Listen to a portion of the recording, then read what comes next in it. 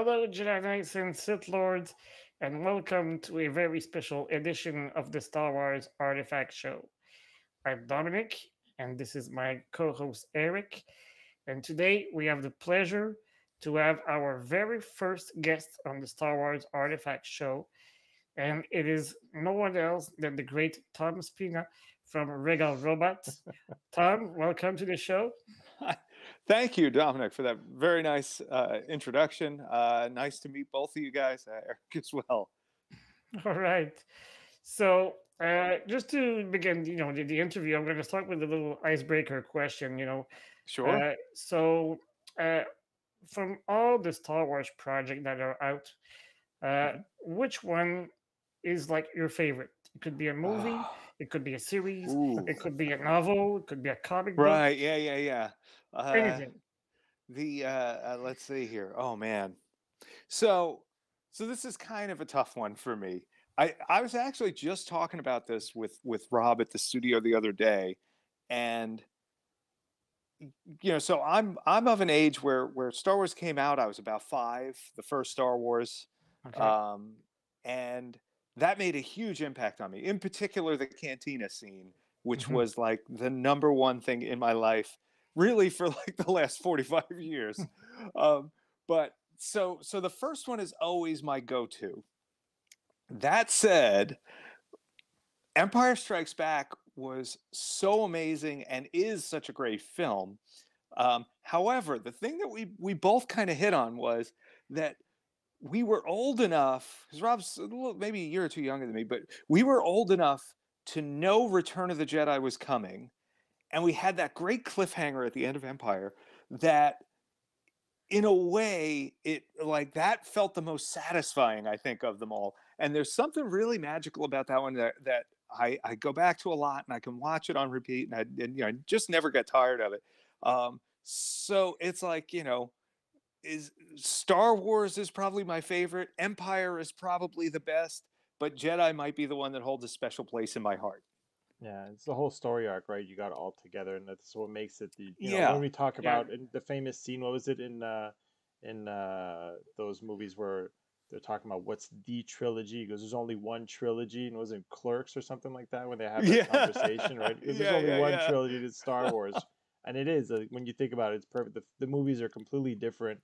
Yeah, I Yeah. guess you can make that argument as well with the sequels, but I mean, I'm not even gonna Right. get really into that, but Well, you can see yeah, the yeah. And influence of the cantina right behind you. Like there's so many of those yeah, characters there, right? it So is it is a very big part of my life and has been ever since I started putting, I mean, oh gosh, as long as I can remember, ever since it hit. I was, into making stuff before that, but really when that hit, it was like, you know, little 5-year-old Tom going to his mom and being like, I'm going to make monsters for a living. And like yeah, she's okay, just like, oh, okay, no, you'll yeah, be a cop or an accountant they'll or grow out of something. it. Yeah. It's like, yeah, right. Yeah. Have you been So, Uh, you to the enjoyed the cantina? cantina scene. You must have enjoyed Jabba's palace as oh well. yeah. Yeah. Well, and to watch from Star Wars to Jedi, the making of a saga, which Hmm. to me is like just one of the ultimate making of Yeah. documentaries, Yeah, I agree with and you. it's just it covers so much ground, but they spend a lot of time on the Jabba's cantina, Jabba's palace aliens, and then there's also classic creatures, the making of Return of the Jedi, that has a whole bunch of stuff about the Jabba's palace creatures as well, and Mhm. um, yeah, that to me, it was the evolution, and we have been on this huge kick with Regal Robot Mhm. exploring all of those different creatures of Jabba's palace and exploring how they got made in particular. And really, I mean, I love the title of your show with artifacts. That Mhm. to me is actually a huge part of what we do as Regal is like we're exploring these artifacts and we're giving people an opportunity to bring into their homes elements of the archives, things that Yeah. feel like they should be in a museum or feel like they're unobtainable to the regular person. We're going in and we're getting access to them, and we're giving people these great replicas of them. And like to me, that's really special. And exploring all that stuff of Jabba's palace, and really more so even than the scene, but how it was made Yeah, is the thing that fascinates me endlessly. So you the whole can be a fan of process. the new band scene, right? That they replaced with Oh, the remake. That first of all, the song absolutely oh, kills me. I always skip it, that yeah, rap or whatever. But to Jedi go back to what Jedi you rocks. said, rocks. That's right. when you talk about the the making, and I used to watch it on, it was called First Choice, was our kind of like premium television channel for the movies and stuff like that. And I remember watching Mhm. it on there and seeing how they made the singer and all that stuff, and like and then they Yeah. completely wiped that out with that CGI. I'm like, come on, Yeah. like of Oh, all the it things is. that they had to change, like it was so It good. was so good Yeah, before. Yeah, even the the song song was was better. great. Yeah, Yeah, and there's something about it, even the music, there's something about it that felt more like it was really there. yeah, The new song is just too produced or something, or it's just Yeah. too smooth. The other song, like it sounded like it was in yeah, location. Like it just didn't sound like someone hit play on a tape recorder, yeah, like it absolutely. was, or a CD player or whatever. Um, but it sounded like it was there. And obviously the practical creatures I just love. Snooty is amazing. I built a Snooty when I was a kid out of like paper bags and all kinds of foam and cardboard tubes for the legs. And I set her up on top of a cardboard box that I cut slits in so that I could manipulate her feet from Jeez. underneath with rods. And Wow. it was like Okay. all I was doing, I was 10 years old, but I'm emulating what I'm seeing Yeah. on the behind the scenes thing. So Phil Tippett must have had like a huge influence on you, and Oh yeah. so did Ralph All McQuarrie's creations. Oh, yeah, yeah, yeah. No, and I mean, that's it. Before I knew who those guys were, they were Hmm. my idols. You know what Yeah, I mean? I was lucky. because My parents, I yeah, don't know because if like, oh, I'm sorry, go ahead. you were enjoying the end result of their work Yeah. And before and knowing who they were. exactly. And the thing that got me is my parents were very practical people. My mother's still with us. She still is very practical. But Yeah, they would tell me this is fake, someone made that. I'd be like, where did they get those monsters from? Where did King Kong come from? hmm, And my dad would know just a little bit, and he'd be like, well, I think someone, it was a puppet or something. And then I'd see something that talked about stop motion, probably the making of Empire Strikes Back, the special effects, the making of Empire Strikes Back, great yeah, the documentary. tauntauns and yeah, Yeah, and they're showing Phil Tippett doing the tauntaun stuff. And to me, that makes it actually more magical. It's sort of like going to theme parks. I know a lot of people who are like, hmm, "Oh, well, it's all fake," and I'm like, "Oh my gosh, it's all fake!" Like to me, that's the amazing yeah, thing is that someone made all of this. Someone came in. This was nothing. Yeah. This was swamp, and now it's amazing. Like that's a miracle. And I love that. I love human creativity. I love that people are able to create something from nothing. I think that you know that's what inspired me about these movies was these people that made them. And yeah, Rick Baker and Stuart Freeborn and Nick Maley and Phil Tippett and John Berg and oh gosh, Rob Bottin, even on the first movie, Lane Liska, Tom Sanamond, and all of the people on Phil's team for Jedi, Chris Walas, Ken yeah, Ralston, and it just goes on and on. Judy Elkins, Dave Carson. I could literally just keep naming these guys because they're like, on one wall you'd have posters of Van Halen and Motley Crue, and the other wall would be like Rick Baker and the American Werewolf in London and stuff like that. yeah. So actually going on that, like how about like for those who might not know Regal Robot, I mean, how would Yeah, you describe the company, and I mean, how many In general, employees are yeah. working for you, and just like, sort of yeah, the yeah. background on that. I would describe it as busy right now. Yeah. it's it's what, a little after 10 o'clock. I actually was doing work before this. I will be doing work after this. I was up early and I'll be up early again tomorrow. We have a ton going on. We are uh, I have two companies. A lot of folks found us through Tom Spina Designs originally. That's Hmm. the company that we do a lot of custom sculpture. We do bronze busts, wax figures, Well, that's giant how I've foam heard of Tom sculptures. Spina before, actually. Like because I've been in the 1/6. I think we briefly chatted about it. I mean, and Yeah. heavily involved in the 1/6 community, and to the point where I don't know if you know of Jacob Raymeyer. He's like one of the better painters that does the custom stuff, and he got me into doing it. I was buying sculpts and paying people to, and I'm like, I think I can do this. I've got some kind of artistic kind of background and stuff, and I Mm-hmm. started doing it myself. And like I've always heard your name kind of spinning around in this, well, because of the Yeah. sideshow and who's making this sculpt and who Right. made Yeah. this and all Yeah. that stuff. So I mean, it's not a massive community, right? In terms of Yeah. like Well, the and Roccos especially the prop side of it all, with the other big thing that Tom Spina Designs does, and I'll say TSD so I don't have to keep saying my own name. That Okay. always feels weird.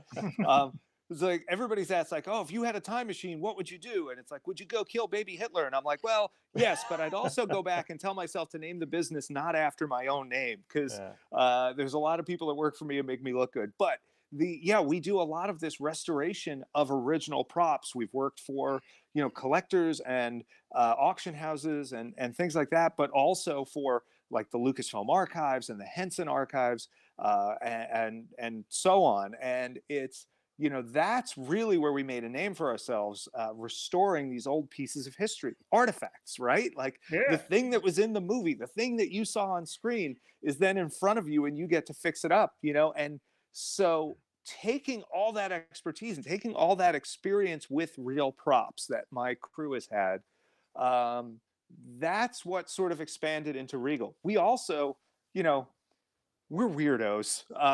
We were doing a lot of, I always like to tell people, we get ad companies that call us up, or even just collectors, people who have a man cave and they want something unique. It's just, when people call us, it's like, even if we don't do the projects, like, okay, well, if you ever need something weird, you know who to call. And that's kind of our thing. And, sometimes those calls were like, hey, I want a desk that looks like something out of Star Wars.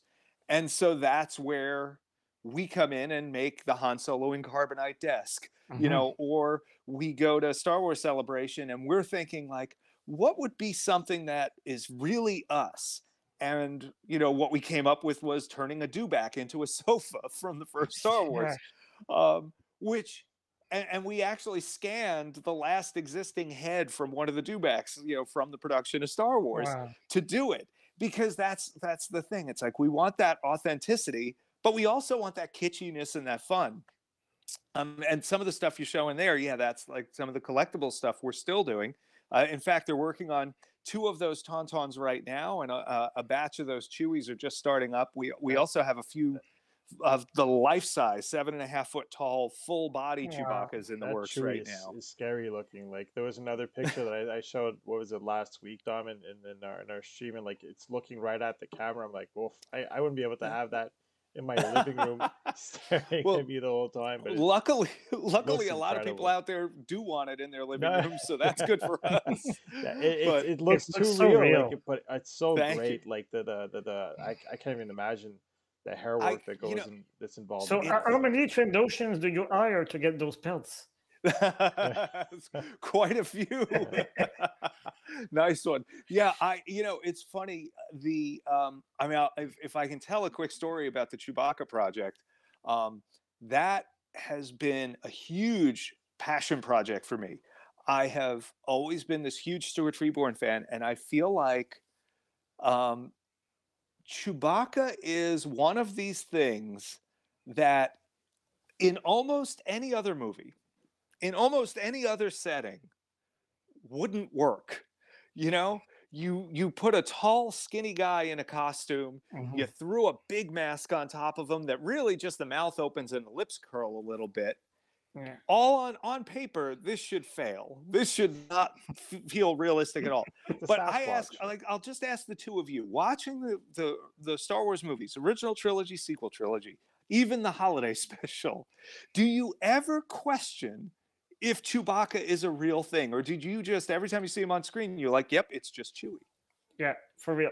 That's exactly what I would say. Yeah. Right? You never even question it. Yeah. And what is that down to? And so, I was lucky enough, I got to meet Stuart Freeborn and spend a little time with him. I've gotten to examine the real costumes and the real masks extensively for hours and hours and hours and days and days and days. We've gotten to make Chewbacca's for Lucasfilm. We actually made the tour suits for them for a while in the mid 2000s, mid 2010s rather, and we restored some of the old tour suits.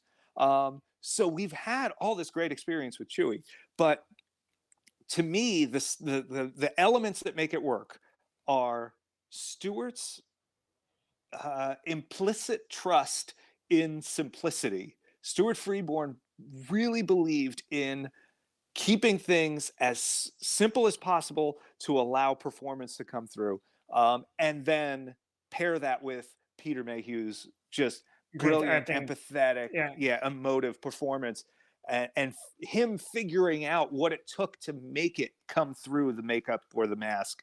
Yeah, there's a way he tilts his head on the side, It makes it feel real, Yeah, and if you look at a lot of the pictures of our Chewbacca bust, we actually have the on that bust, you can tilt the head side to side as well as turn it. And to me, the tilt is what makes Chewie. It's like it's a gentle mouth, not a anything crazy, a little bit open and a little head tilt. Just it starts to feel like Peter if you do it right. Is the mouth open? I think I saw another photo. So there are two different heads. So that one is a resin piece. Okay. So the mouth, you either can get the slightly open mouth or you can get the roaring, squinting head, which is a totally different pose.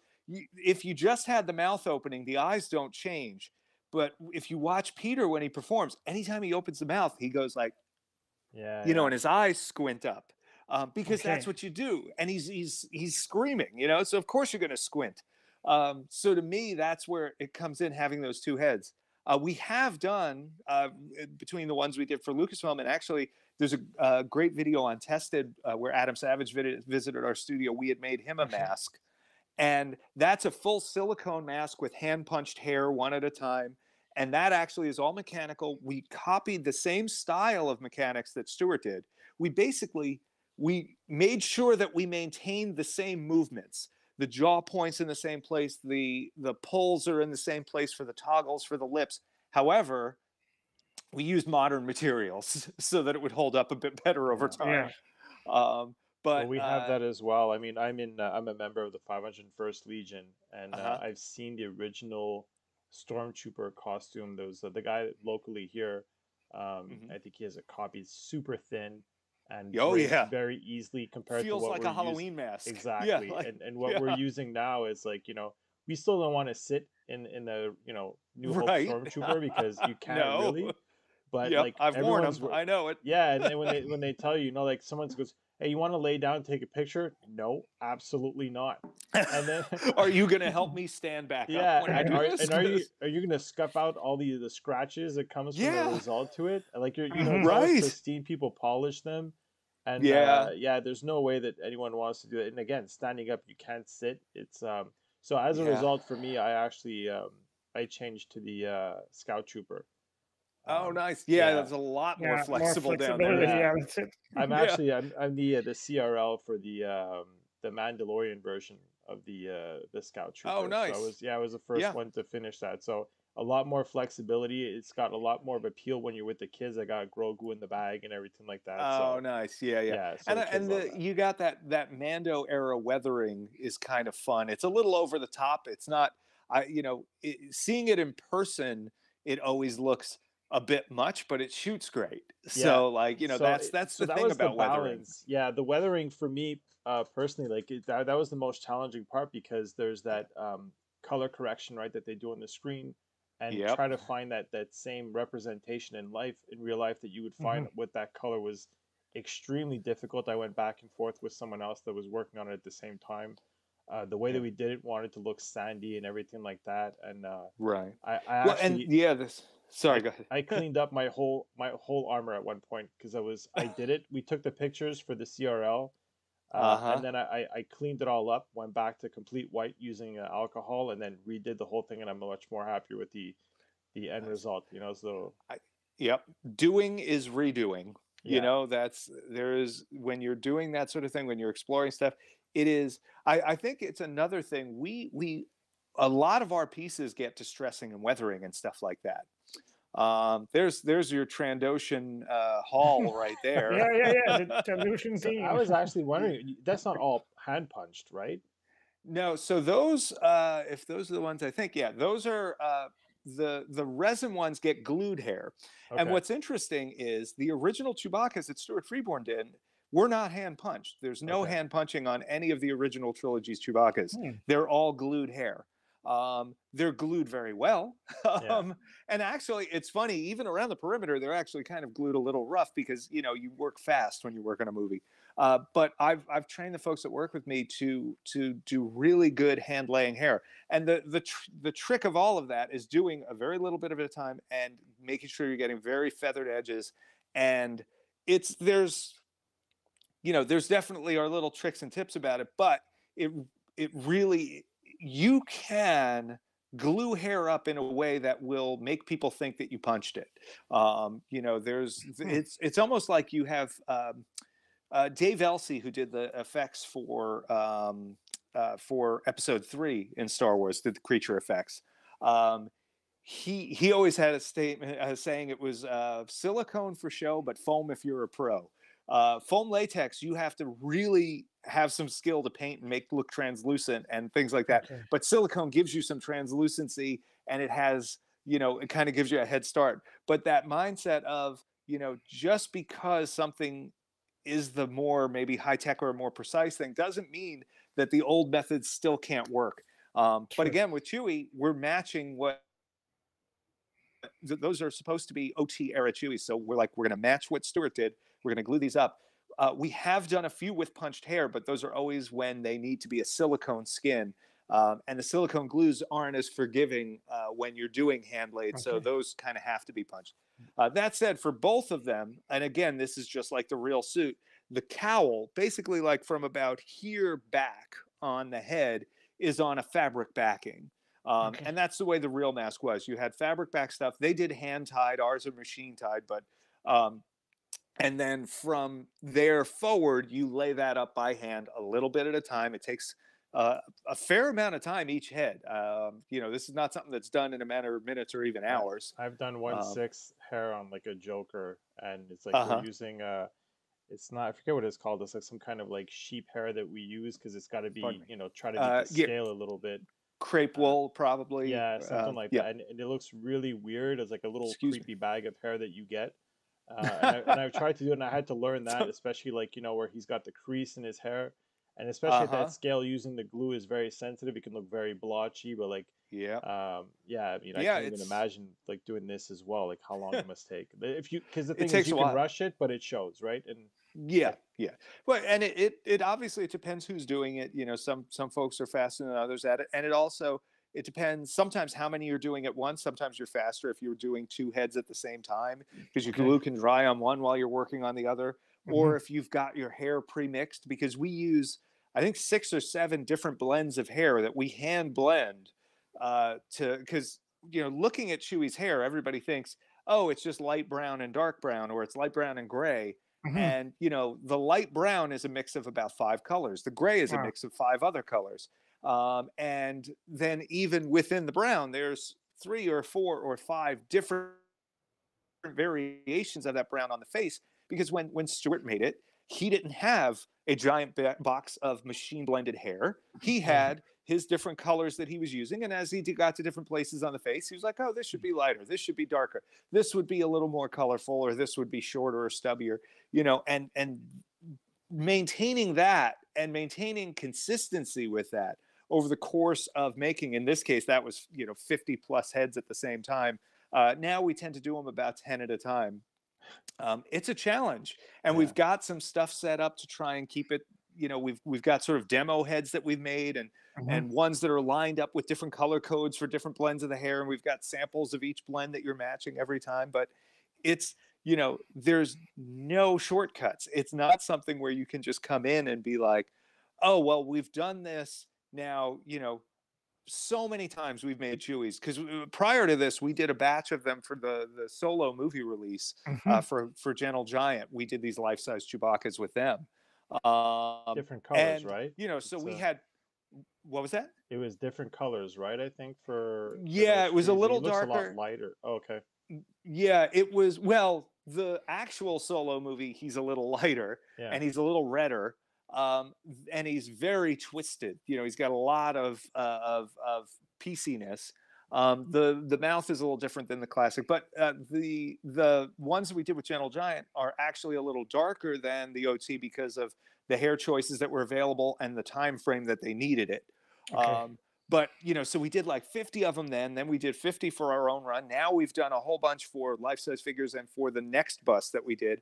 And it's still, every time we start them, it's like, this is a long process. This is a slow, careful build that gets a lot of hand attention. And it's part of what I think makes Regal Robots stuff special. You know, you have people that care about what they're doing, and you have people that are putting a lot of time and care into each piece. Everything is always hand painted. You know, everything is, if it's cast in resin, we're casting that by hand. If it is, you know, getting hair that's either, you know, that's getting glued on by a human being, or it's being punched, or it's being what, you know, whatever the method happens to be on that one. And it's a small studio. There's less than 20 of us in the New York shop. We have a few different sort of extended family around the country that help out from time to time. And we have a few different shops that take some overflow for us. But for the most part, you know, it's the core New York crew doing our thing, and it makes it really fun to go to work every day, having this stuff all over the place. Well, art takes time, and again, a lot of people would say that, and I've had people when I've done like some kind of custom painting, and they said, you know, how long does it take? And I'd be like, listen, you want it done fast, you want it done well. Right. It's hard to do both, right? Like, so. Yep. And well, and yeah. What also is it? Fast, well, and cheap, and yeah, you can have exactly. one, but not all. Yeah, You know, maybe you exactly. can have Yeah. two, but you Pick can't two, have the yeah, third. exactly. Yeah. Yeah. So it's I don't know. I've definitely been there, and I've had that experience, and for me, like I don't do much art because I feel like I've got two kids, still pretty young, 9 and 7, and still wake up early. So I'm usually drinking Yeah. coffee at this time to try to stay awake and stay alert. And Yeah. it's like when the day, you know, is over and everyone's in bed, and now it's my time to do any kind of art. If your heart's not into it, it'll show. It'll Yeah. definitely show in your Absolutely. work, and will be able to tell. Some people might not, because they're just, you know, you could show them a Chewy that, like, you know, some guy made real quick. You'd be, oh, that looks awesome. But like, if Right. you're nitpicky and you really appreciate the art, like, you'll be able to pick it out, right? So, and especially at the price that these collectible pieces cost, whatever it Yeah. is, you Yep. need to have that premium, you know. So Yeah, absolutely. And we, you know, what's nice is on our site, and it's you're showing a range of stuff from the Regal site there, and you know, you have things like, you know, your super high end desks and things like that are, you know, just very premium. A ton of work goes into each of those. Even just the woodwork on that winds up being expensive for us. especially the But price of wood, right? So, you know, and then you go on the other side of, yeah, well, and I mean, you know, here you've got, I think it's like a cherry on there or something like that, a heritage cherry, whatever it is. But underneath, you've got the metal showing through with the dot dash panel on the sides. You've got fiberglass work on Han. You've got metal work with the welded frame. You've got acrylic for the posts, the glass on top. Those, I mean, the the glass weight on of that that table, thing people must would be. be shocked how much that costs. Yeah, Yeah. it's like it's over 100 pounds for the glass. Wow. And I don't mean cost, I mean in weight.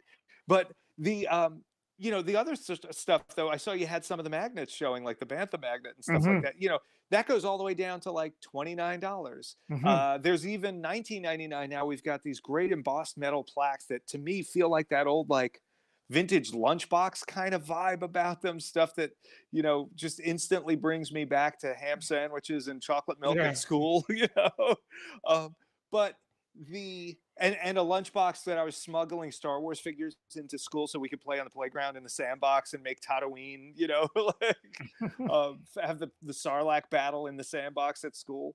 But you know, there is this big range. There's this, you know, there's the high end collectibles, and then there's the decor and the tabletop decor and the sort of fun stuff that is very accessible to tons of people. And you know, yeah, if you can't come in and get some big custom piece, yeah, like that's a That's 6 foot incredible. long wall art piece we Wow. made custom for someone's Rogue One themed home living room they were doing.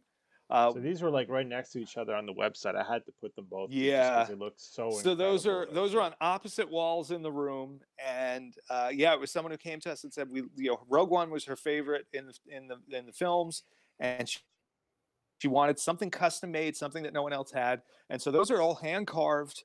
They are, like I said, they're 6 Wow. foot long, hand carved out of rigid foam, and then they get hard coated and distressed. It's the same way we do stuff for theme parks and stuff like that. I'm gonna quote Vader on this. Impressive, most impressive. And thank you. I'll always take a Vader quote.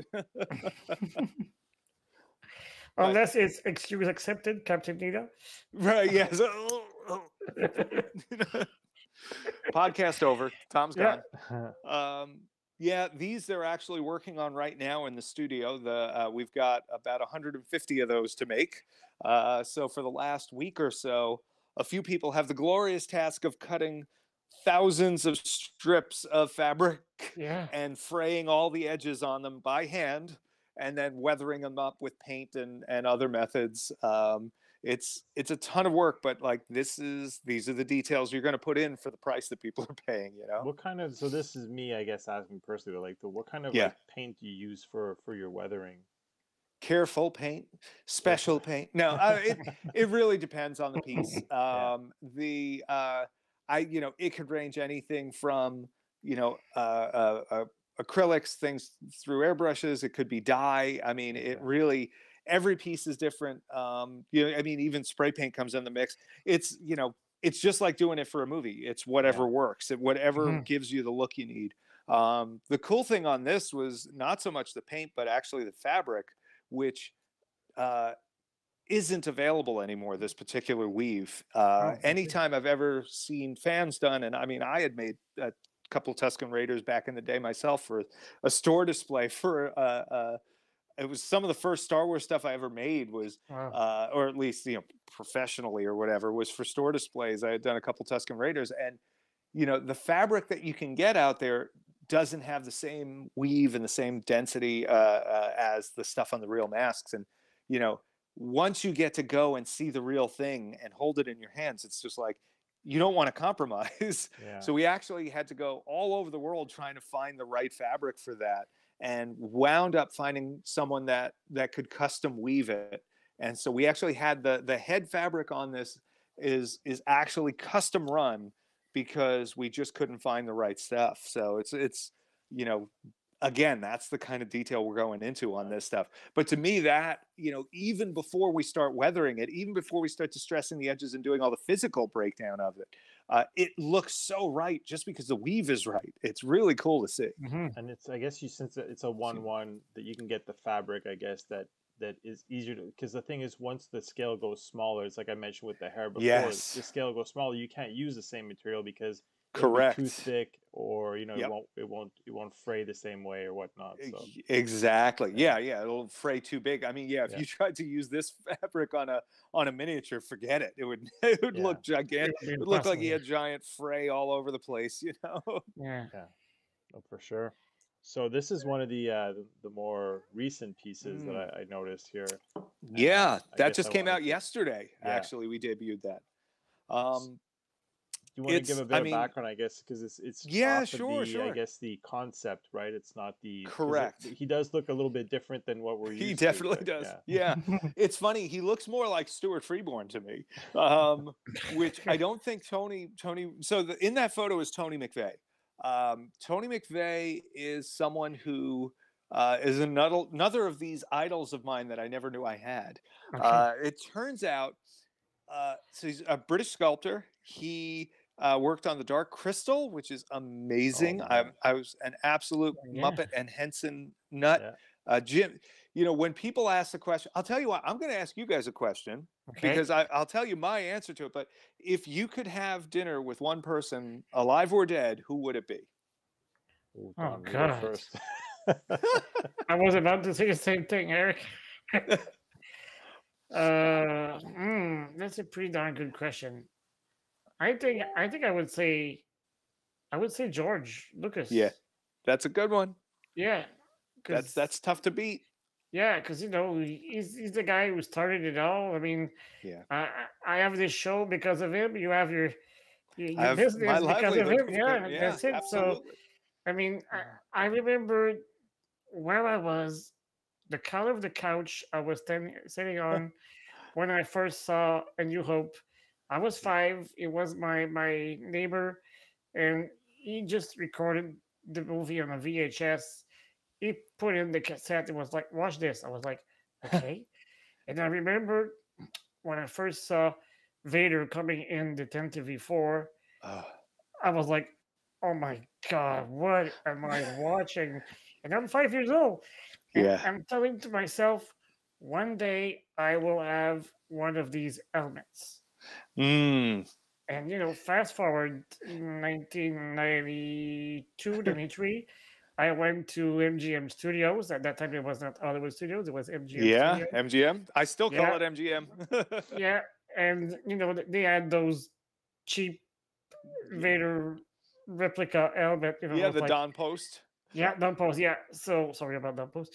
Uh, but it was affordable, for my Yeah. parents at the time. So I was like, I want that helmet, and I sold it like literally 2 years ago. And I've just turned 41, so just to give you a perspective. So I Mm. cherished that helmet. I also had a stormtrooper and a TIE fighter pilot that I bought from subsequent trip to Hmm. Disney, and I was like, I felt, I felt hot. I had, I got those elements. I'm cool, and when I look at them now, I'm like, oh boy, it's like the Millennium Falcon. What a piece of junk. Right. Yeah. But they're special because they were those first ones. They were Star Wars for us. Yeah, There were no prop replicas in 1992. no, It's like That the was figurines, right? Like I mean, there's yeah. they retook they re-released the retro series that look exactly Uh, the packaging, even like the like the fake yeah. Kenner. lettering on Yeah, them and everything. I And to have me, I prefer those than any of the Black series that'll come out that look a lot more yeah, modern and a lot same. more like because if you look at Luke Skywalker, it looks nothing like him in the retro no, figurines. No. no, Yeah, no, no, no, one no. hair is blonde, one hair. So it's like, but to me, Yeah. those are the figurines. Like it's like you said, it's what we had at the time. So I still have. I'm so proud. I've kept all of my figures from when I was a kid, and I have most of the play sets and toys I had. I've slowly been filling in holes in the play sets and stuff like that, things I've been missing. But I can't really capture them with the camera, but maybe on a subsequent show. But it's to me, there's I've got these two cabinets just with all of the figures, the Kenner 3 3/4 figures, and with all the other stuff I've got props from movies, I've got things that were actually in the movies, I've got masks we've made for commercials and things like that. All stuff that's cool and big and realistic and looks real. But that case full of figures gives me such joy every time I the look at it. It nostalgia, right? just is Yeah, this instant connection. But I noticed that Eric tried to get off the hook and not answer our question. Well, true. So I'm going to give um, you a boring answer because if we're to stay with the theme of Star Wars, it's yeah, got to be George Lucas. There's no one else. As much yeah, as like I'd love to meet Mark Hamill or Harrison uh-huh, Ford and all that stuff, you're not going to be able to get that information that that mystery that maybe we don't know. That what if and that you would get from George and especially the origins of how this was created. Like there's only so much that Mark Hamill and Harrison Ford can give you, right? Like it's like, yeah. but really to dig in and like if we were just to pick someone, like after that it would be probably be Filoni because I think he's his kind of like his I guess He's the his The successor. air. yeah, Yeah, Yeah, the air. exactly. yeah, that's a Mm. good call. And he's the one that's going to be driving what's and he won't tell us anything obviously, right? But like Right. he's the one that's got the next vision. I really believe he's what's driving and obviously his position within uh Lucas now. Like I think that I'd love to pick his brain as well. And Yeah. from what I've heard in terms of how he would talk to the cast members and he'd have a 10-minute conversation about Gina Carano's shoulder pad is so Right. like and it's funny because we've had this whole discussion about the Mandalorian scout trooper to go back to that and Yeah. how the knees were upside down how Right. yeah so I had to do But that on my it costume, works right? in the context of the show because these aren't real scout troopers. Exactly. These are So guys pretending to be scout troopers almost at that point. so that's Or it they're the and leftovers. They're not exactly well and trained. where you had the contrast of when Gideon shows up with his real troopers were all shining Yeah. white, right? To like to show okay, this Yeah. is a real Yeah. thing. these are just these guys that are there to make the money and get Local pick up their pay. thugs trying Yeah, to, Exactly. yeah, yeah, like the totally. militia, I guess. Yeah. We Yeah, had yeah, good call. lengthy conversations, and I spoke to the girl who made the boots for the scout troopers in the show, Hmm. who made the cummerbund, because I wanted to have my costume be identical, 100% Uh-huh. identical. I way overpaid for my helmet, an EFX scout trooper, which is super heavy on my head when I wear it. It's not very comfortable, Hmm. but I wanted it to look just like in the show. I got the armor from Wall Trooper Factory and all this stuff, and the girl told me that the cummerbund was sent to them, and because there's that gap between the armor and the Right. cummerbund. That, A lot yeah. of people are complaining about they look so sloppy, and Disney didn't care when they made this and whatnot. But I Right. think that there was a reason to the design, and knowing that Dave Filoni is so careful with his detail, I don't think he would have let that pass. One of them has his pouches under his belt, one has the pouches over the belt, and like, Hmm. how could they all be so inconsistent? The knees are upside down, the weathering and Right. whatnot. And Right. and she said that she sent the cummerbund one way, and they've modified it once they received it. So Yeah. I'm like, it has to be done on purpose. Like, so anyway, so all this stuff I'm Uh, arguing because I'm trying to it's justify the Mando Scout yeah. Trooper, but you have the purists are like, that's not what a Mando a Scout I is, right? think a So lot of times you have, you can easily, it's fortunate the story they're telling, because it allows you to easily explain away this other stuff, yeah, which, as much as it seems intentional, most often is just overlooked stuff in production, because even the most detail oriented person in the world cannot keep up with every detail on a yeah, set. So I wouldn't be surprised if there's a mix of that, if there's some intentional and some not, or if it's like, oh, we modified this to fit a certain actor, but then a different actor played him on the set. yeah, We Mhm. see stuff like that all the time. But yeah, it's nice that the story they're telling allows for a very clean explanation of, oh, that's why these guys aren't all the same, that's why these things vary. My So where I was starting to say with the dinner thing, mine would have been Jim Henson, uh Okay. because, and George is obviously right up there as well, but I feel like um Jim really was someone pushing. Yeah, they both pushing the envelope on different areas of creativity.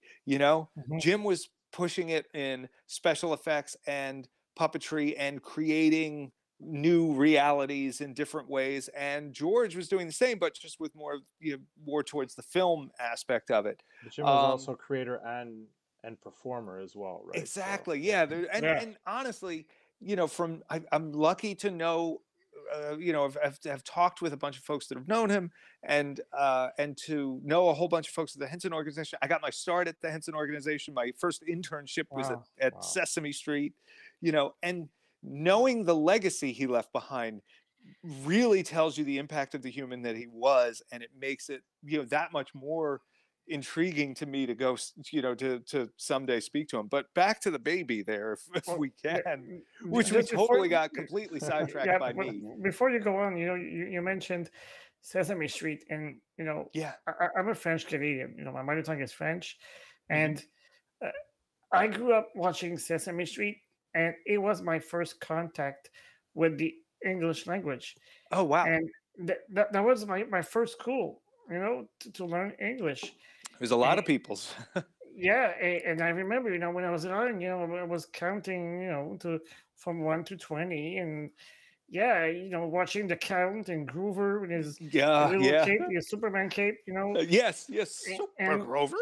yeah, yeah, it made it fun to Yeah, learn at the same time. So yeah. yeah, I just uh, wanted to add, Brilliant show. that. Yeah. Brilliant show. Yeah, and for me, the Muppet Show was just the next level of that. Hmm. The insanity of it, the absurdity of it, the ridiculousness of everything that happened there, and just the humor and the characters, and Yeah. that, they took something that went from a bizarre sketch comedy show that really didn't have a lot of flow to, by the time they got to their fifth season, you had these characters that still endure even after their performers have changed numerous Hmm. times.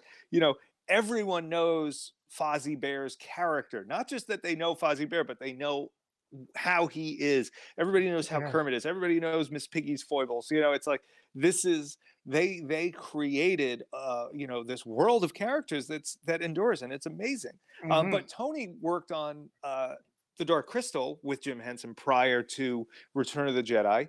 I also found out, you know, he had been a sculptor for the one of the British museums, Natural History Museum, I Wow. think, and was asked to do some stuff for Ray Harryhausen, which is just Hmm. mind blowing to me. He Yeah. sculpted.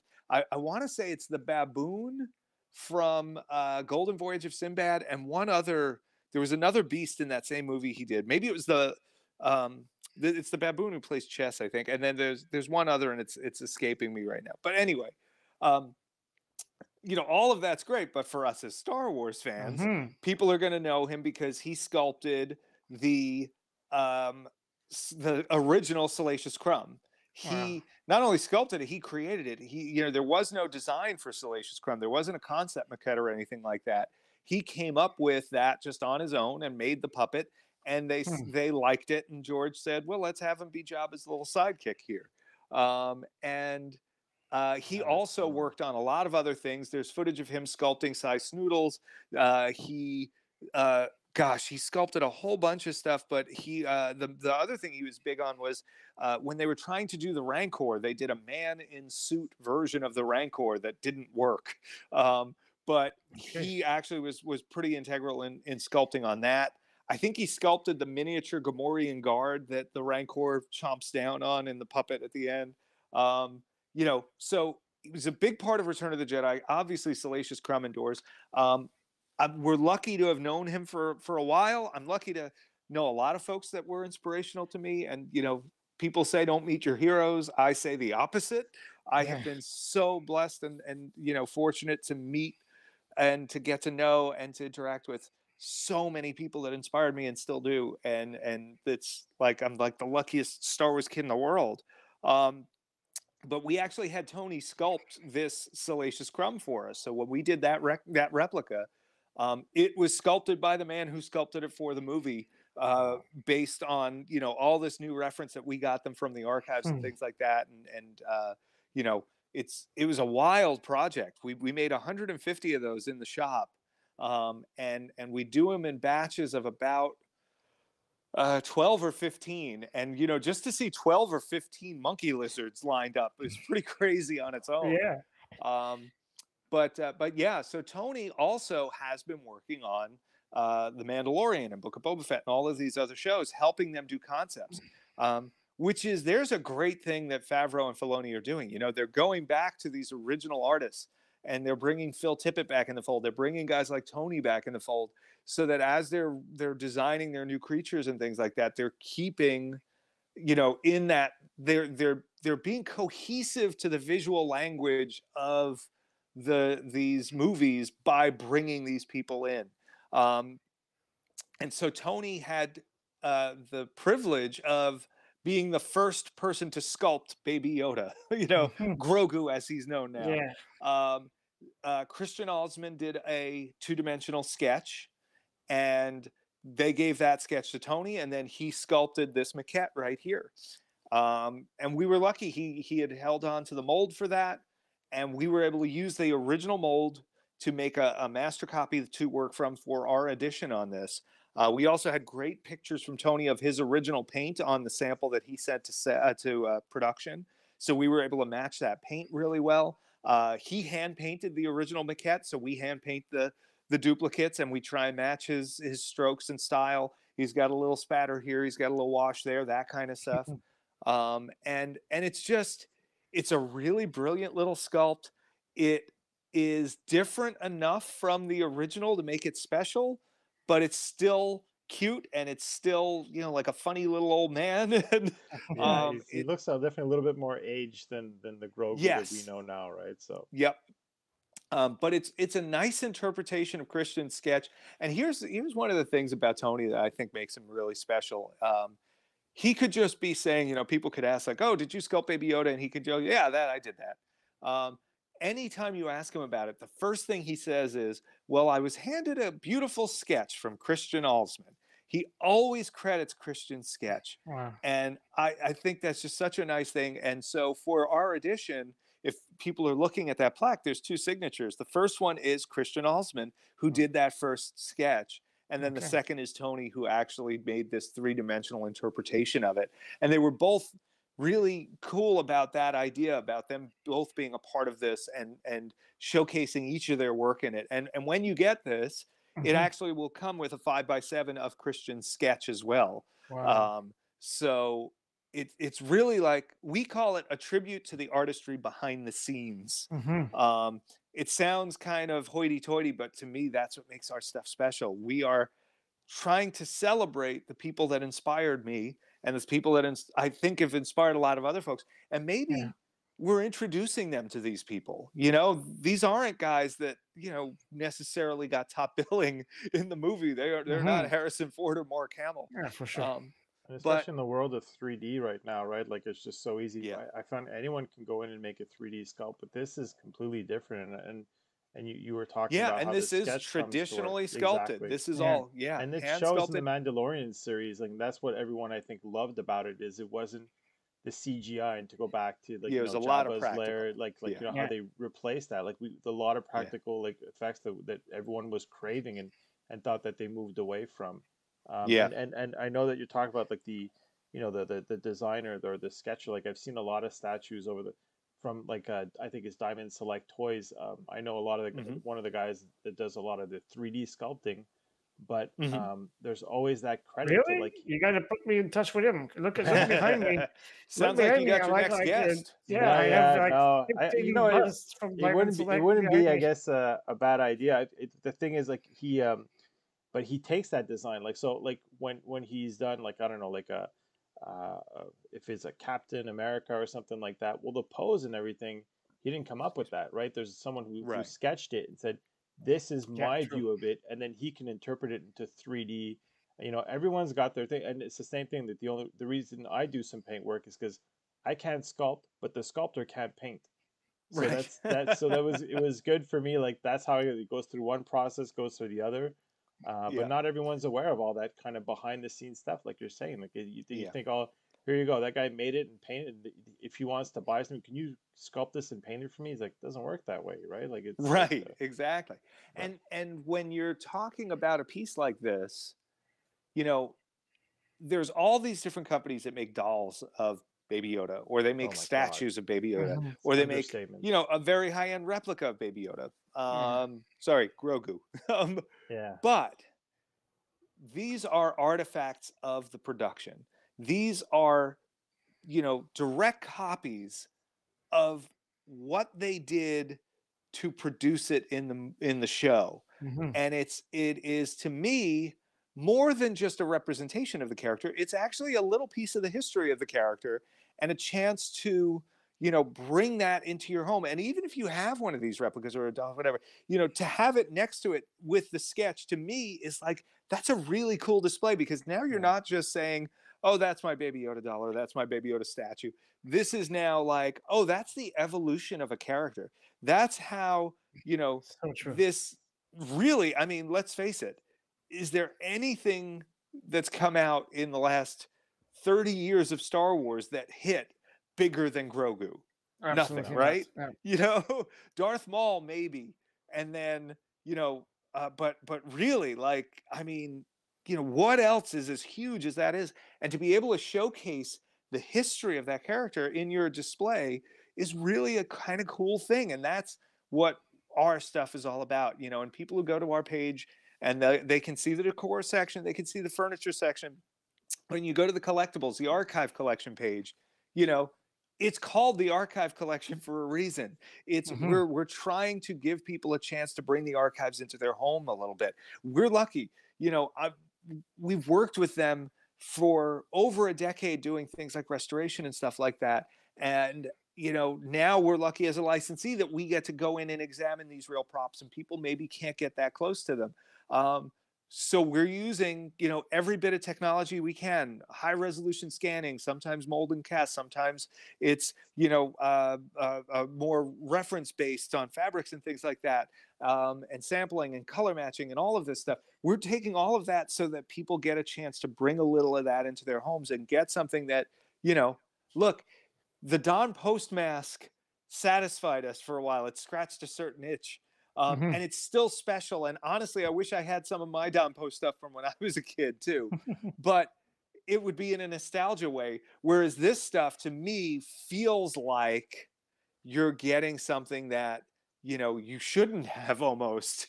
Yeah. Like, I talked about the other day, we did a live broadcast from the studio and we did kind of an update on some projects and a question and answer. And I was talking about holding the gaffy stick in the archives and then holding our replica of the gaffy stick. And it's hard to put into words, but there are times where you're around something, whether you're holding it or you're just in front of it, or maybe you've opened a box. A really good example, actually, do you have that picture with me and the aliens that you called up a minute ago there, Eric? Yeah.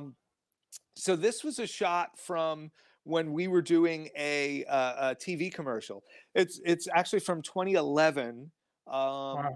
And it was actually, I'm thinking of it now, that's actually how we met some of the folks at the archives.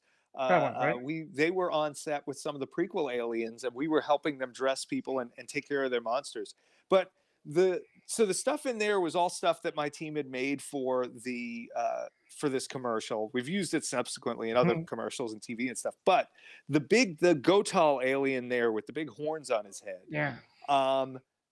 that alien was made by my friend Brian Lewis, and when he pulled the first copy of that and put it in my hands, that was one of those rare times. Like, I've seen replicas all the time. I'd sculpted my own. I know I've done stuff that is so close to the original, Mm-hmm. but maybe it's because I did it, or maybe whatever. It never felt right.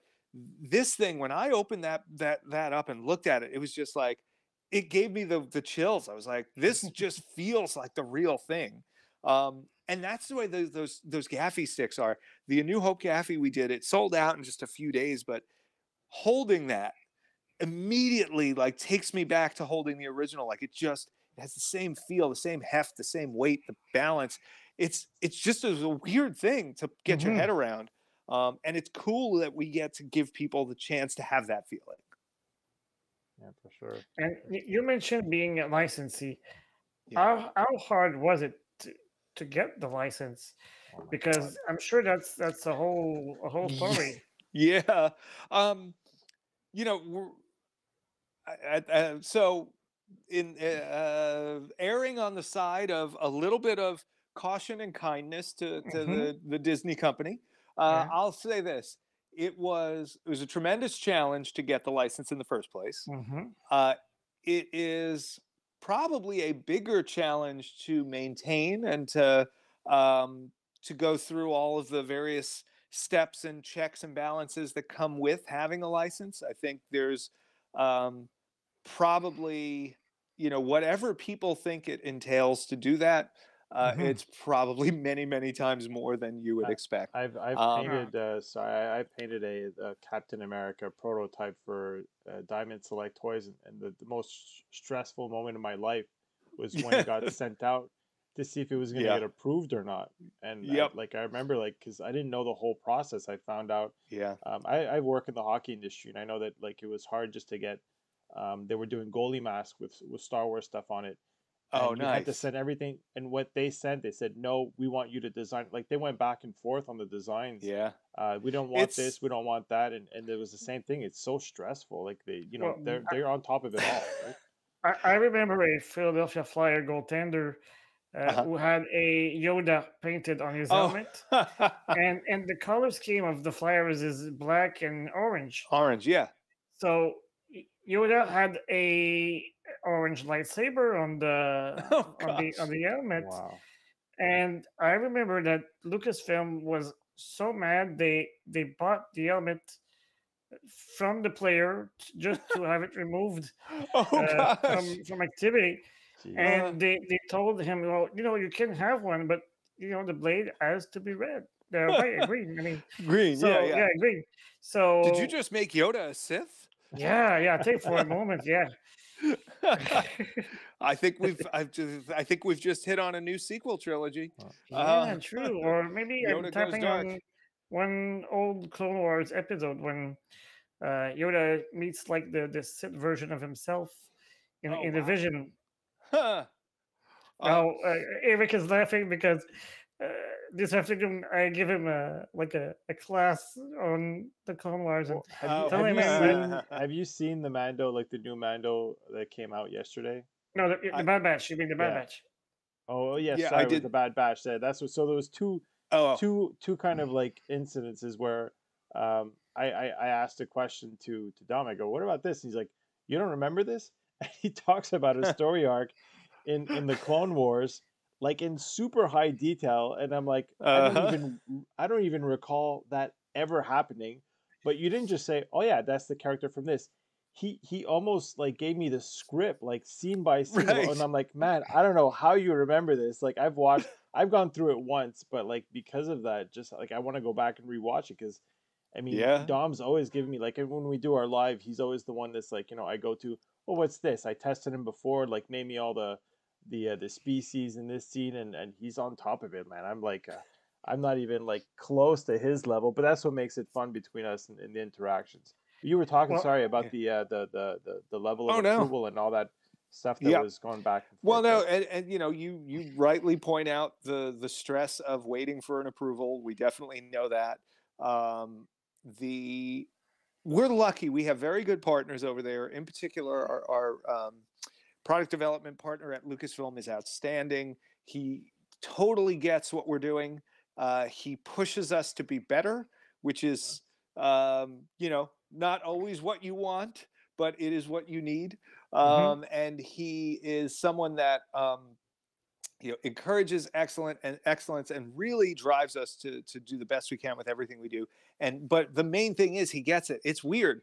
The toughest thing about getting the license originally Mhm. was finding someone who got us, because it was you know it was a long process of back and forth of meeting different people, flying out, Mhm. having meetings, coming back to New York, making pitch decks, going back and forth. And we just had to get the right person who saw an idea, that was a sketch that we had of a Han and Carbonite coffee table, and said, oh yeah, I would want that for my living room. And it was like, okay, thankfully, like this is our person. We got this.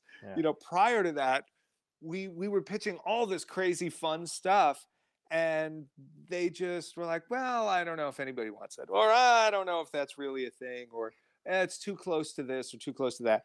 And once we hit the right person, once they were like, we had that person who saw things the same way we did, it came together super quick. We had a contract within a couple of weeks. And then we had about a year of ramp up time. That was a really crazy, stressful time getting all ready, because we were going to debut at Star Wars Celebration. Which year was that? And uh, I'm gonna say that must have been 2017 in Okay. Orlando. Okay. And that was where we had debuted with, we had the asteroid coffee table that we did with the Falcon flying through the asteroids. We had the Han and Carbonite desk on display. We had our Mandalorian skulls, the Mythosaur skulls there, both the wall hanging version and the little small carryaway one. And then Mhm. we also had the dewback sofa. um, Okay. and Additionally, we had some director chairs we made, which are always fun. And if you guys remember the old action figure carry case, the vinyl carry Yeah. case that it was like a I square, still a I still rectangle, have you'd open up. mine. Yeah. Yeah, you made Yeah. tables like that, right? So yeah, we made a coffee table that you could open up, and it even had the dividers, and it fit 12-inch figures. Wow. Although we weren't allowed to sell it as a figure case, but you could have put your 12-inch figures in there. It was pretty cool. Wow. But so we had one of those there, and it was so cool seeing people come through that show and see what we did, because no one had seen us before. We hadn't announced anything yet. We weren't even allowed to say anything until the day of the show. And so here we are working on something for a few years trying to get the license, and then a solid year once we had the license. and getting all these last minute approvals in the last few weeks waiting for the show. Oh, talk about stress. But, you know, to get there at the show and have everybody who walked by stop and go, Mhm. is that Han and Carbonite on the desk? And then, or like, you know, come around the corner and go like, holy crap, that's a dewback, you know, like, There's so and many then see vendors that it's there, a right? sofa and come sit in it and take a Mhm. picture. It's just like, and anybody who wants to see what I'm talking about, just go to regalrobot.com and Yeah. click around on the Star Wars link. You can see all of this stuff. But We'll put the link in the description of the please, yeah, video. yeah, Yeah, so it'll make it we'll easy put for up, the. if possible, put the TomSpinaDesigns.com site as well. I Okay, think yeah, if you know if you sure. like cool movie stuff, just explore that site. We've worked on with the restoration and display stuff. We have, if you have a favorite movie, we've probably restored something from it Yeah. after all these years. Okay. It was And hard for it's me to just, pick those screenshots for the slideshow. Like oh I could have man, went on and on and on, and I'm just it's like, well, it's just like, but it's the fun of the discovery as well to go on the website and yeah. Yeah, Well, and go and take a look. and I even asked Eric to make a little Like, slideshow of like my wish list. his oh top nice, six wish list. Yeah, Yeah, yeah. yeah. Well, it's the wish list of things that I can't afford because obviously Uh, the life size yeah, Salacious would have been yeah. up there, but you know I wouldn't be able to afford that. But because it looks so real, and Thank you. Salacious is a fan favorite in my household. Mm. So if I want to make my dad laugh, you know, I just put the laugh of Salacious and he's gonna laugh over it. You know, he just loves it. So I Nice. bought him like 2 years ago the cheap Galaxy's Edge version they sell that you can Oh, I put on know the it. Yep. shoulder when The you're little head pregnant. turner Yeah. guy. Yeah. it's not Well, cheap. cheap in terms of quality, but not in terms of price. Yeah. I Right. just so I just came back from Disney with the family. So yeah, I'm and then we came back here and we had a live event to it. I brought my kids to the wrestling as well, like the SmackDown and all Oh, that stuff. So it's been an geez. expensive month. But Disney was definitely like I went there and I'm like we brought carry-ons and like that's it. We're just gonna bring back whatever we can fit.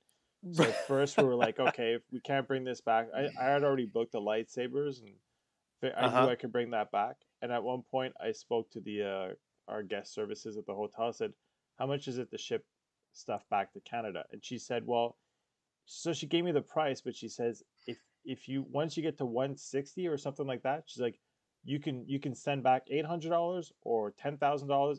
It's like it maxes out at what I'm like, Exactly. It's all right. worth it. And when she said It's that, I'm like, all right, that's it. The I'm done. floodgates yep. And opened. We're loading yeah, up. yeah, and I get it. I got Salacious. I got all this like tutus and all this like anyway, this stuff I never Plushes. thought Yeah. I'd Yeah. buy. I just ended up like just loading up the Camtono and things like that, and it just went a little nuts. So Some of the Well, coolest, like, you know, some of the things that make me feel so special that we've gotten to do are things that showed up. Like we made some stuff for Galaxy's Edge. We've made some stuff for the theme parks and stuff. And I'm such a Disney park nut. MGM was like my park mhm. when I was, you know, just in getting out of high school and stuff. My friends and I would go down and you know that whole behind the scenes of the movies, right? Like that was Yeah. it for me. And they would have prop displays, and I could go see the real props. Like that blew my mind. So you know, for me, then you know, all these years later, to be asked to make some stuff for those parks, like yeah. that's just crazy cool to me. What did you think Mhm. of the cantina to go back? Because you said it was one of the origins for a lot of your, I guess, for you to get Well, started in your yeah. work. So Yeah. Olga's Cantina. Oga's is really cool. And when you go in there, if you look behind the bar, there's all these IG-88 heads Yeah. behind the Yeah. bar. Mhm. And then there's this alternating canister. It's they're based on the flame tubes from inside of a Derwent a Rolls-Royce jet engine, basically. Wow. Um, Okay. and so we actually provided those to them for the bar there. So when you go to the bar on either coast, if you see all those big canisters behind the bar, that was our stuff. Cool.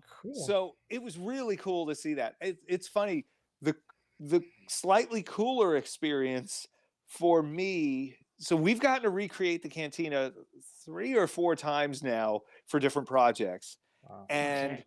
the coolest one was the first one we did. It was a Super Bowl commercial, and it was the first time that I had ever that we had ever had to recreate this. We didn't build the set. The company, the studio was building the set that was doing it, but they did. We provided them with some of like the blueprints for the set and behind the scenes photos and stuff, and we consulted on it. But they did this amazing build, and we were doing our cast fitting on one sound stage next door, Okay. and so all the actors are coming in, we're putting the costumes on, we're checking the heads, we're adjusting things, we're adding padding. And one of my guys comes in and he goes, Tom, take a break. And I'm like, no, we still got a lot to do. He's like, Tom, take a break. I'm like, okay. And he walks me over to the set, which I hadn't seen yet. And we walk in. It was a fully enclosed set at the time. They did have a wild wall they pulled out when they were shooting, but it was totally enclosed. And it was the cantina from the movie. Like, to walk into that set, it's hard to even put into words. Like I was literally speechless because it was just like, oh, okay, I'm in Star Wars now. This is all of a sudden you're crazy. 6 years old, right? Yeah, and then the following day, or it was like 2 days later, we did the shoot, and there's smoke, and there's actors, and everybody's in their costumes, and it's all our aliens, but they look great, you know, pat ourselves on the back. And it was just like, we just kept looking at each other. We're like, how is this happening? Like, we're in the freaking cantina right now with all the aliens. You know, there's Snaggletooth, there's Walrus Man. This is the Walrus Man that was actually in the show. You know, like, it was just like, it was so bizarre. It was so bizarre. But the whole Galaxy's Edge thing gives you that same vibe. Yeah. Just literally definitely... all of Galaxy's Edge gives you that vibe. I spent 85 to 90% of my time there, and like I told, like my wife at one point wanted to go to the Toy Story line with my younger kid who's 7, and I'm like, I'm just gonna hang out here. I'm like, I did it twice. I went back because we had 6 days of parks. I did that park twice, and even after the first time, I stayed away from all the documentaries. Like on Disney Channel, they talk about it. I stayed away from it. I wanted to get the element of surprise. I stayed away from the rides that you could see online. Yeah, the rides. I didn't look at anything. So then when I went, I got surprised. I watched that documentary. I hadn't done the cantina, and I'm like, I gotta book the cantina right now. Now you gotta. and there's all this stuff that I went back. I tried the food, which I didn't try because my kids are a little bit picky. But like, everything was just incredible. Everything that I experienced was incredible. Have either of you guys tried the Ronto wrap down there? Yeah, the sausage with the pork with the coleslaw. Yeah. Oh, goodness. So I bought one of those because I'm like, it looks good. I bought one. And my wife was like, not too sure. She's not very much into Star Wars. I'm like, try this. She's like, oh my God. I'm like, do you want me to order you one right now? Like, so she ended up having one, and my kid, who's a little bit picky, kind of amazing. Both ate it. Yeah, it was incredible. So good. The blue milk, everything. I must have the biggest Galaxy's Edge collection without having set foot on Batuu yet. Yeah. Goodness. Because, no doubt. Absolutely no doubt.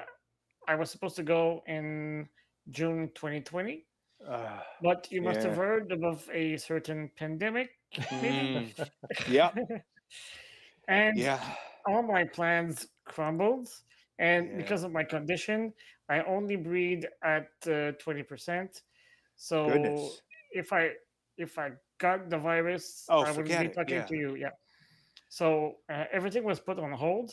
And this is how I formed my smugglers guide, as I call it, because I have people in California and people in Florida who send me stuff from Galaxy's Edge. And now I have like 45 legacy lightsabers. Wow. And I have like a whole bunch of, I call them artifacts. That's why I named the channel Star Wars Artifacts, because they're all props from the movie and stuff like that. So, and I still have yet to set foot. But the silver lining is that we're planning to go perhaps in September of this year. So, fingers crossed. You my will mother, absolutely love it. I know. can say that 100%. I saw so many videos.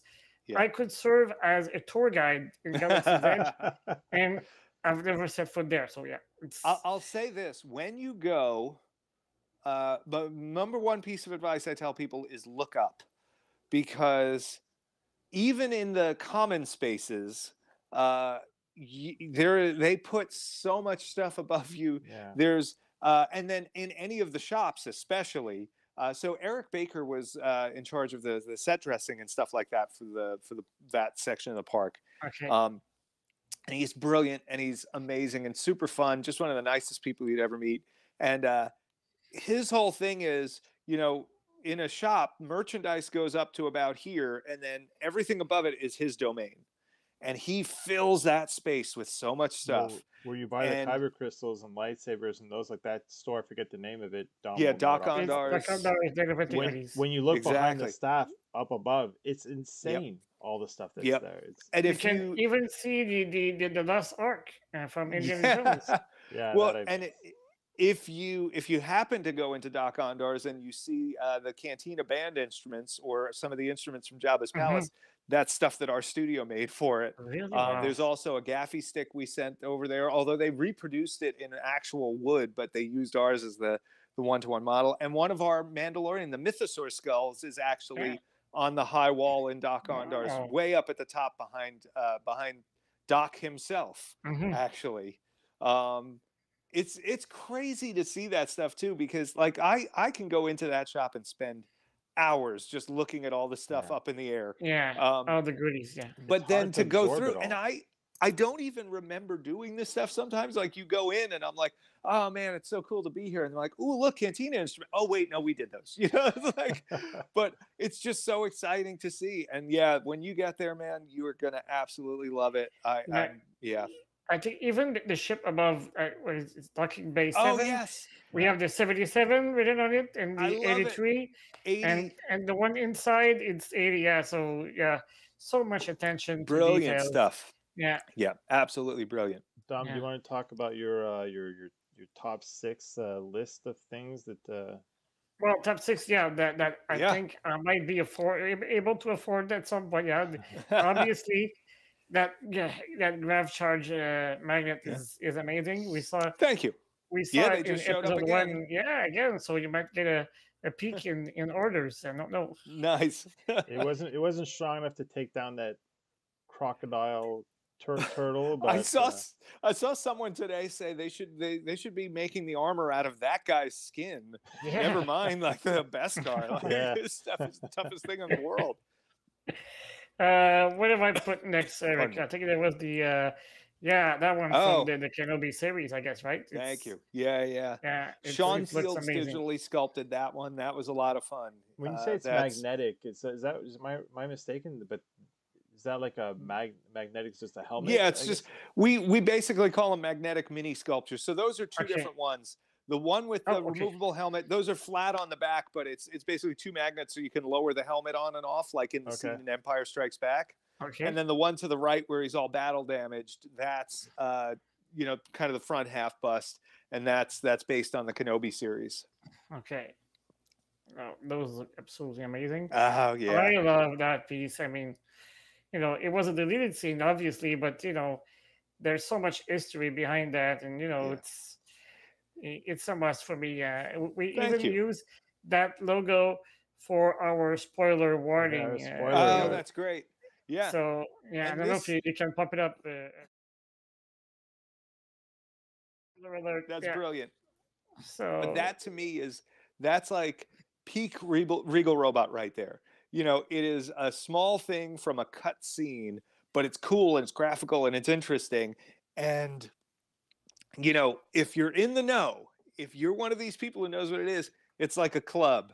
You can give everybody the little nod. It's fine because you have everything, for as far as the purists, the people that know a little bit more than others, and I guess it's fun that when you sell a piece like this, you know who your customer is at that point, right? It's not your casual fan, right? So, well, and that's even the way with some of the maquettes where it's like, oh well, how come Max Rebo looks different, in the maquette? And it's like, oh, well, when Phil designed him, he wasn't supposed to have any legs. It was just supposed to be, those were his legs playing the keyboard, or, his ears were his flippers and things like that.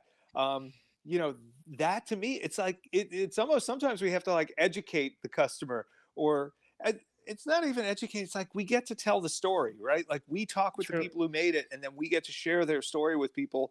and share their art with them. I mean, It's so it's much depth. it's It's a pretty cool. conversation piece, and you can discuss it rather than just buy Yeah, something off the shelf at Toys R Us, which it is what it right. is, right? So Yeah, yeah, That was another mm, great piece. The traditional, yeah, story behind how it was called Revenge of the Jedi first. yeah, And, I think it was Spielberg who told yeah. Lucas that, It's like, ah, darn it, he's right. Jedi don't do revenge, so Yeah.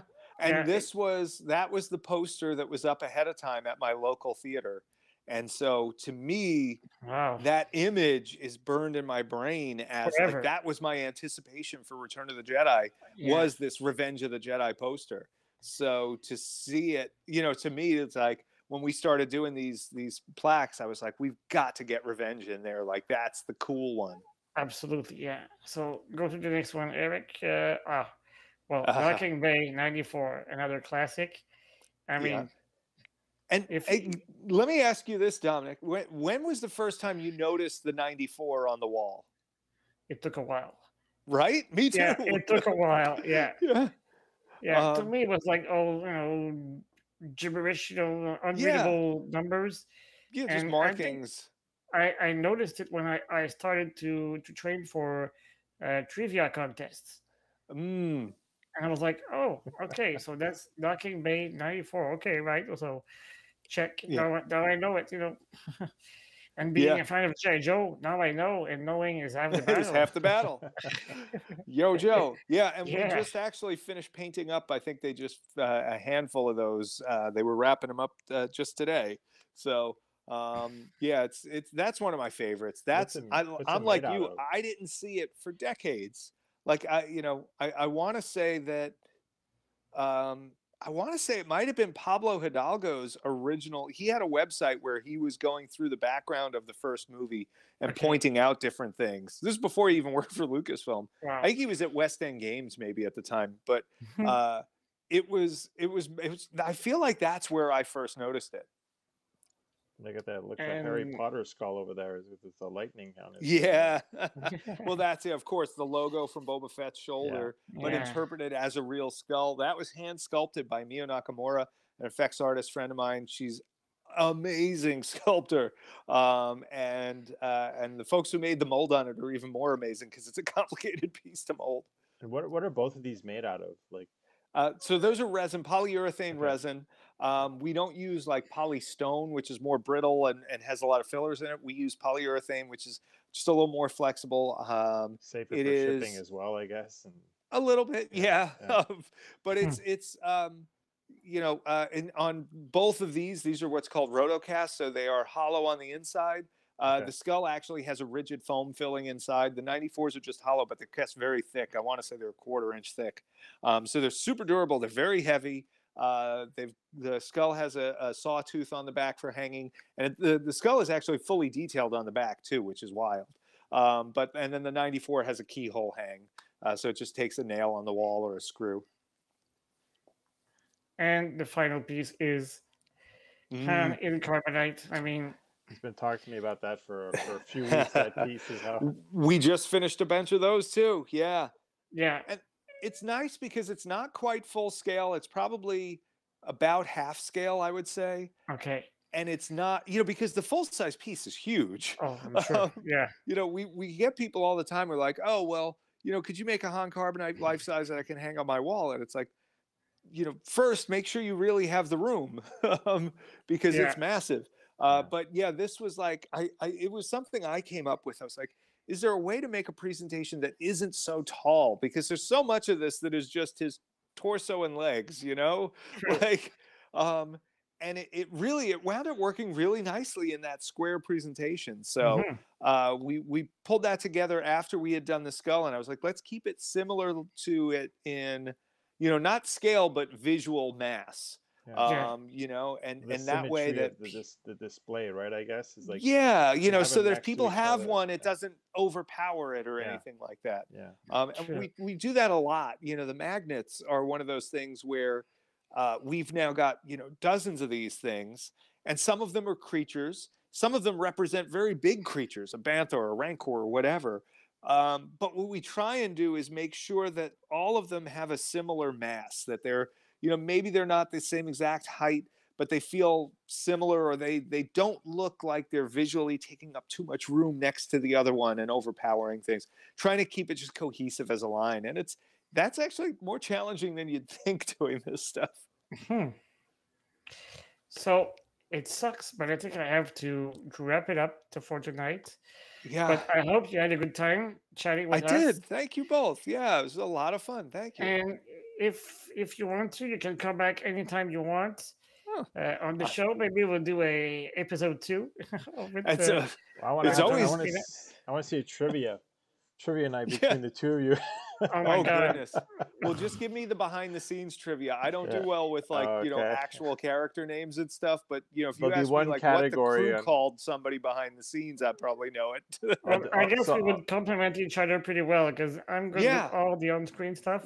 Why don't we team up and do trivia? I'll get the behind the scenes, you get the on-screen, and then you and I versus Eric, I think. There was a thing called the Schmodown, with Christian Harloff and stuff like that, but unfortunately it ended like a few months ago. But I would have loved to be part of that show eventually. I will tell you this: it is nice to be invited somewhere, but it's nicer and means a little more to be invited back, because it means that you guys had a good time too, and I appreciate that greatly. Yeah, it's very nice of you to have me, and very nice of you to ask me back. And it was a lot of fun tonight, and I thank you both for being gracious hosts. We had so much fun. I didn't get through. I think I got through 4 of my 12 questions. So that's a good sign. We might have to do it. We were having fun, and we were talking about, very interesting stuff. That might just mean that I don't know how to shut up. So no. Well, we're the ones that are always talking usually, so it feels good to have a little bit of a break and absorb some information. So. That's why I go on shows, to give the host a break. Yeah. So where would be the best social media before you go?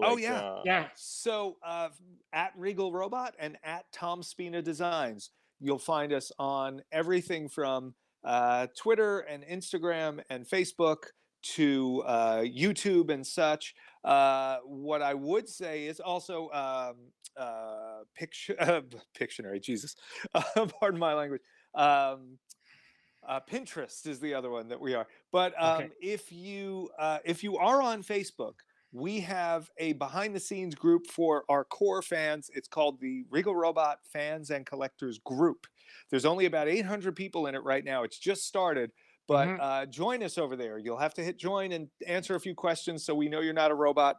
I'm already a member, but for our viewers, it could be fun to join the community. So come on in. You can ask us questions there. You'll see behind the scenes shots from the studio. You'll get first look at a lot of things that we're working on. Usually if we're going to announce something on the main site, we'll put it in the group a day or two early. Okay. So, if you want to be in the know, that's the place to be. And it's a lot of fun. And it's just been really great, because people are sharing their collections there too now. And there is nothing cooler than like making a piece of art and seeing it in someone's home, and that they appreciate it and they love it and they want to, giving it a place of honor. Like that's just the coolest thing. And that's why we do what we do. Yeah. And when the interview comes out, if it's okay with you, I'll post it on the group as well. Please. Absolutely. Yeah. And anybody that is watching, if you join us, if you collect our stuff, or even if you're brand new, follow us there, join us. And I think you'll have a lot of fun, and you can, learn a little more about the folks behind the scenes and what we do. And it's I think it's a good time. Well, you'll be forever remembered as our very first guest on the show. And for that, I'm going to be eternally grateful. And well, I hope those of you who are watching had a great time. And we'll see you soon. And until then, may the force be with you. Thank you. Remember, the force will be with you always.